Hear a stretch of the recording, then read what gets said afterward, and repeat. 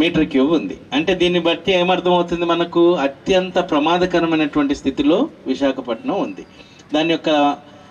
దాని తీవ్రతను తగ్గించాలి అని అంటే మనకున్నటువంటి మరొక అడ్వాంటేజ్ ఏంటి అంటే, మన రాష్ట్రం యొక్క అటవిక అంటే ఫారెస్ట్ కవరేజ్ తీస్తే 23% ఉంది మన రాష్ట్రం యొక్క ఆవరేజ్. కానీ విశాఖపట్నం యొక్క ఆవరేజ్ 28% ఉంది. అంటే 5% మనం ఎక్కువగానే ఉన్నాం. దురదృష్టవశాత్తు ఆ ఉన్నటువంటి ఏరియాలకు సంబంధించినటువంటి అంటే ఎక్కువగా గ్రీనరీ ఉన్నటువంటి ఏరియాలు చూసినట్లయితే అక్కడేమో ట్రాఫిక్ పొల్యూషన్ జరుగుతుంది. గ్రీనరీ తక్కువ ఉన్నటువంటి ఏరియాలో ఆల్రెడీ ఇండస్ట్రీస్ ఉన్నాయి.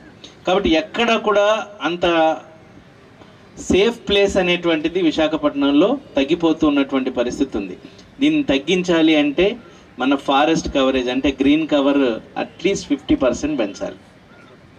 50% పెంచాలి అని అంటే దాని వాల్యూమ్ మీరు అర్థం చేసుకోండి. మనం ఎన్ని చేయాలో ఇంటికొకరు సరిపోదు, కేవలం 6,74,000 మొక్కలు వస్తాయి. సో జనాభాకు ఒకరు 20 లక్షల మొక్కలు వస్తాయి. అవి కూడా 50% రీచ్ అవ్వడానికి సరిపోవు.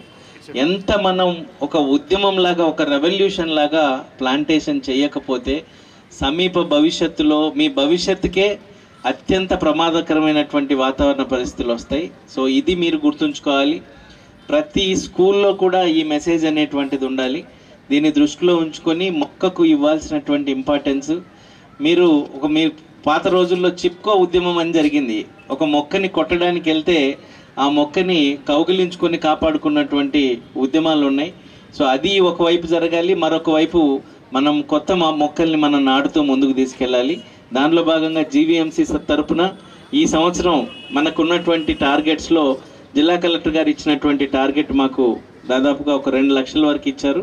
ఆ 2 లక్షల మొక్కల్ని మేము ప్లాంటేషన్ చేయడం కోసం మా ప్రణాళికల్ని మేము మనం ప్లాన్ చేసుకోవడం జరిగింది.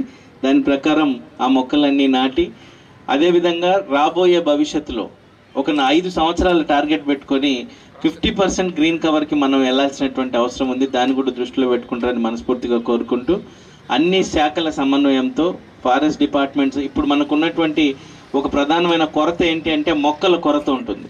సో బయట నుంచి పర్చేజ్ చేయాల్సిన పరిస్థితి వస్తుంది. ఉన్నటువంటివన్నీ వాడినా కూడా మనం అనుకున్నటువంటి లక్ష్యాన్ని మనం నెరవేర్చలేం. కాబట్టి బయట నుంచి ప్రొక్యూర్ చేసైనా సరే కలెక్టర్ గారి సూచనల మేరకు సిఎస్ఆర్ ద్వారా ఇతర కంపెనీల నుంచి కూడా మనం వాటి యొక్క సహకారంతో మనము అత్యంత విరివిగా ఎక్కువ మొక్కల్ని నాటేటువంటి ప్రయత్నం చేద్దాం. Thank you.